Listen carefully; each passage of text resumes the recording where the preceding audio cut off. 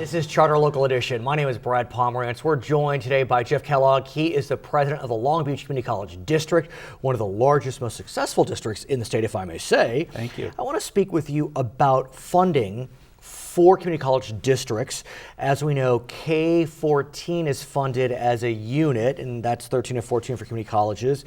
And K-14 has done well the last few years in terms of funding. We have. We finally, after all those bad economic years, cuts in our funding since around 2007, right. We're very pleased that it has taken place and we're moving in the right direction. But the question is, I remember speaking with you 3-4 years ago, you were slashing sections. Students were not able to get the classes they wanted. They were going to Long Beach and Cerritos and Fullerton just to try to add up all the classes. Are those days behind us? I hope so. But I mean, what's your sense? I mean, are the sections coming back? Yeah, it was back in the day where we were actually a system statewide of 2.5 million, and we got down to about 2.1. So there was 400,000 students that were no longer attending community colleges. That's a tremendous drop. But it's not as if they were rejected. No, not at all. So what was it? It's that they were discouraged? No, well, the discouragement is probably they couldn't get their classes. Right, so that's why we were cutting the sections and meeting those difficult times. But those times hopefully are behind us. I think people realize the value of community colleges. At the same time, part of the reason why community colleges are so well funded today is as a result of Prop 30, which was passed in 2012, increased sales tax as well as tax on the wealthiest. The sales tax portion is going away in 2016.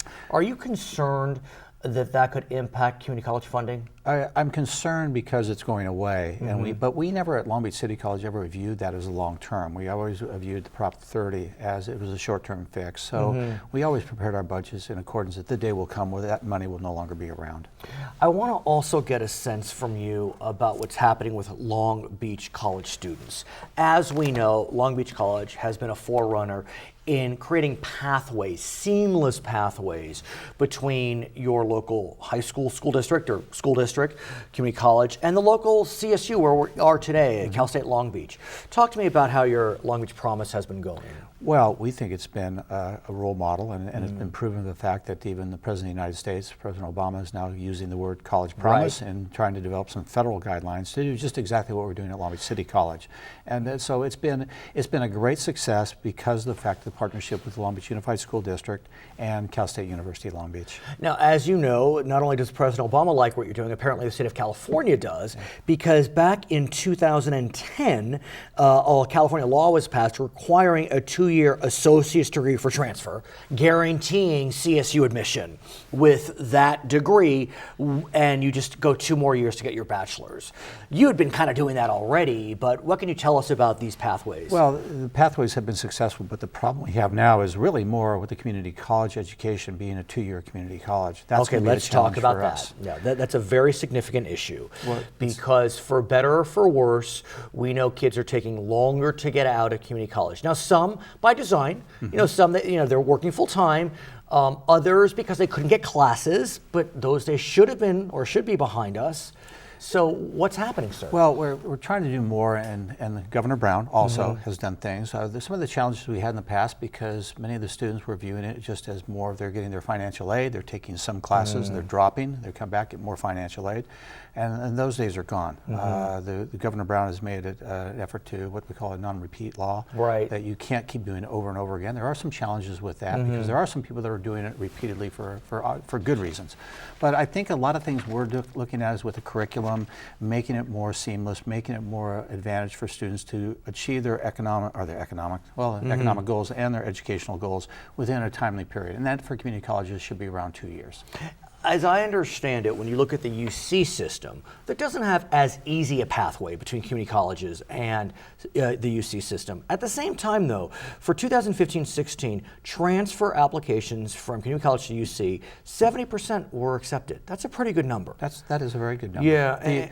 The difficult thing for what you're seeing is and the ironic thing is we have, as a president of Long Beach City College, Superintendent President Eli Oakley is also on the UC Board of Regents. I remember that, which is an interesting combination. I forgot so you're starting to see a little bit more influence from the University of California system on accepting community college students. And I was going to ask you that because it did seem as if, or it has seemed, that CSU and CCC have been pretty well bound, but UC, even though these admission rates are impressive, it kind of seems to be catch as catch can. And they also were bringing in many more out-of-state students Right. because of the financial difference between in-state, out-of-state tuition. So those are all the challenges that go on. For people at Long Beach City College, we can do a better job, and we are working on to help our students, again, get through their goals in a timely fashion. But at the same time, even though, let's say, UCLA or UCI are not in the immediate purview of Long Beach, I mean, they're right here. Oh, yeah. And so is there a way to create a pathway, for example, to UCLA or UCI? And that's what's taking place. You're seeing that with some of the efforts by the UC Board of Regents. You're starting to see that a little bit more of trying to copy what's been taking place with the Cal State University. To sound a little parochial, it's Long Beach City doing it itself. I mean, you have the Long Beach Promise with CSULB. What about with UCI? What about with UCLA? Well, those are the next challenges for the future, and that's where you're starting to see, though, where the influence of the of California and the UC system as well. You mentioned scholarships, and community colleges traditionally have had difficult times raising money. Oftentimes because folks will go to a community college and then transfer, get their degree, and they'll feel loyalty to that four-year institution.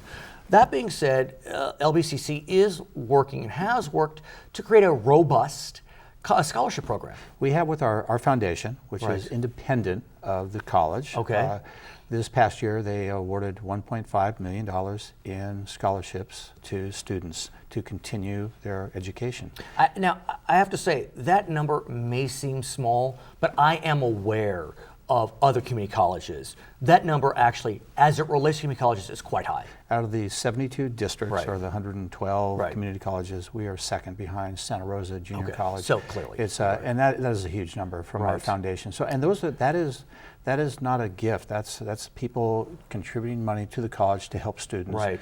And so that speaks volumes for the local community. How were you, your colleagues, your board able to create an atmosphere, an environment whereby these funds were brought in? Well, I think, one, you have to really give credit to the foundation, and they have a separate board, But still. all volunteers. But the answer to your question is the support on what we do as a college. When people go by Long Beach City College today, they look at the campus, and that's part of our construction bond program, which again is this thanks to the taxpayers of Long Beach, who they're the ones really funding that, because the state doesn't really fund any major projects anymore. They haven't for years. There's not going to be a statewide bond for community colleges probably in the near future. So when people see the type of commitments going on at Long Beach City College, they see the buildings, they see what takes place, that all develops that this is your college. Whereas Long Beach State University, they love this, go Beach, but Long Beach City College is truly your college. I'm wondering if it's time for community colleges to look at creating programs whereby money is given in death, because those can be very successful for universities. We have a bureau in San Luis Obispo, and Cuesta College got an $8 million gift after some folks passed away. We do is that something, but is that a model that needs to be replicated? Because look, I went to college and law school. I get magazines from both those institutions, and all over it's always like, put us in your will, put us in your will. And it's nothing different for what happened at Cuesta up at San Luis Obispo. We do the same thing here, but you can't base your future on people dying. No, of course not. But but in the best sense. In the sense that, well, the foundations you're going to see foundations become much more involved in the community colleges. Ours is one of the finest, but that's what you're starting to see other community colleges, because how we can have more funding opportunities for students. You're very restricted within the community college itself because we're part of a system, et cetera. Of course. But with the foundation, that gives us more ability to do things, and they've done an outstanding job, and just another part of the whole Long Beach City College experience. His name is Jeff Kellogg. He is the president, the outgoing president of the Long Beach Community College District, but he's still on the board, so we're not losing you. That's right. My name is Brad Pomerance. You are watching Charter Local Edition. Thank you.